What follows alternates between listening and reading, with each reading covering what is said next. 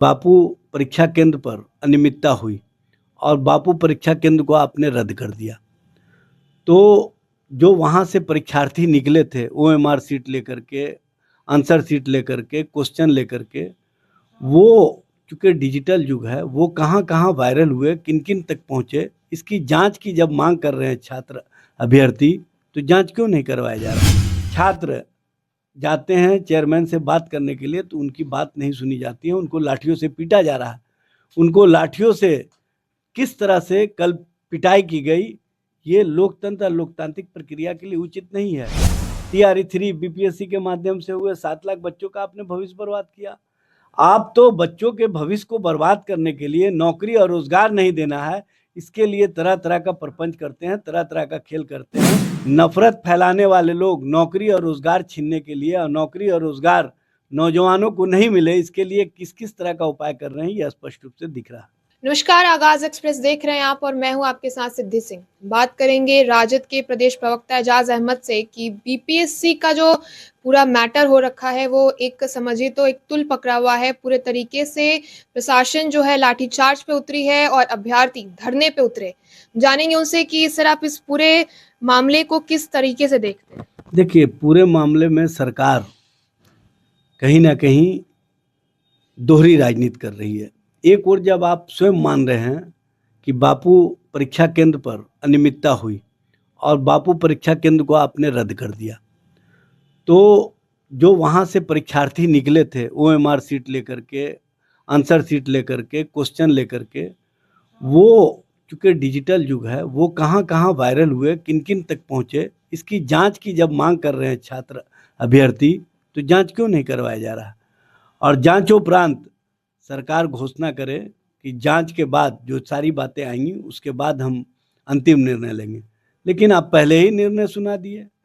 आप पटना के डीएम पर एक शब्द नहीं कह रहे हैं, जबकि पटना के डीएम ने अभ्यर्थी को जिस तरह का थप्पड़ जड़ा, ये लोकतंत्र और लोकतांत्रिक प्रक्रिया के लिए उचित नहीं है। लोकतंत्र में सबको अपना अधिकार है अपनी बात रखने की।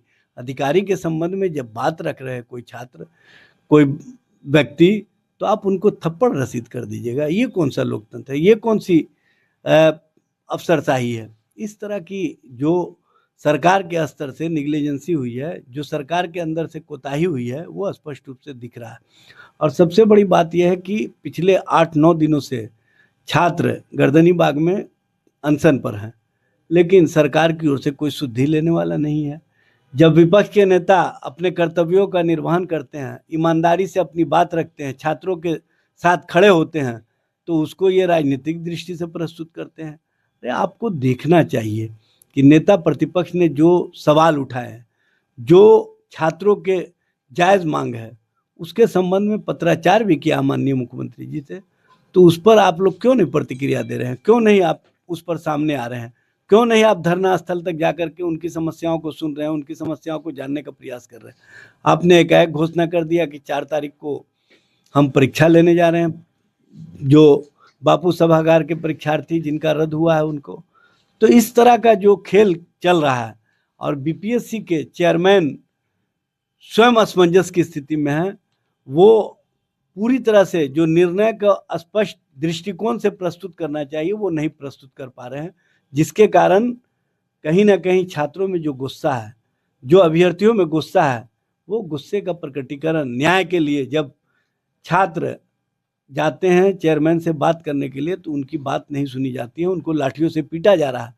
उनको लाठियों से किस तरह से कल पिटाई की गई, ये लोकतंत्र और लोकतांत्रिक प्रक्रिया के लिए उचित नहीं है। नफ़रत फैलाने वाले लोग नौकरी और रोज़गार छीनने के लिए और नौकरी और रोज़गार नौजवानों को नहीं मिले, इसके लिए किस-किस तरह का उपाय कर रहे हैं, ये स्पष्ट रूप से दिख रहा है।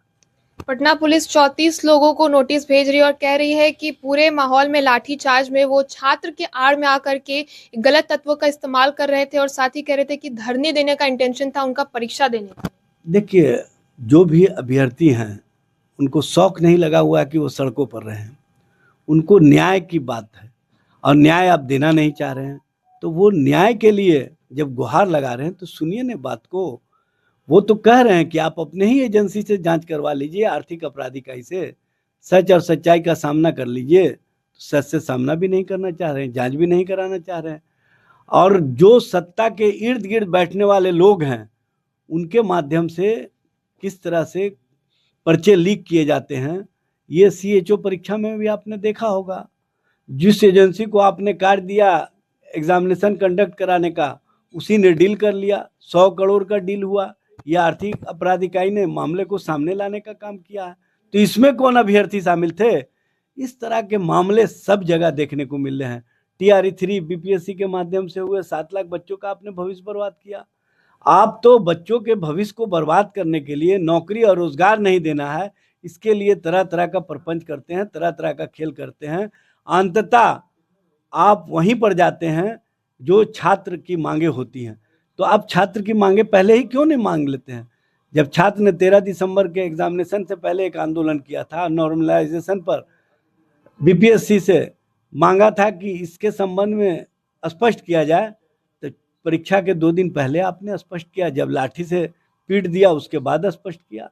तो कौन सी प्रक्रिया अपना रहे हैं, कौन सा आप कार्य कर रहे हैं, कौन सी पारदर्शिता दिखा रहे हैं, यह स्पष्ट रूप से दिखता है। ये बताने की आवश्यकता नहीं। इसलिए बीपीएससी और बीपीएससी के जो कृत हैं, उसको कहीं ना कहीं सरकार में बैठे हुए लोग उसको छुपाना चाहते हैं, क्योंकि उनको पता है कि जो इर्द गिर्द में माफिया हैं वो हमारे संरक्षण में पल रहे हैं, बढ़ रहे हैं।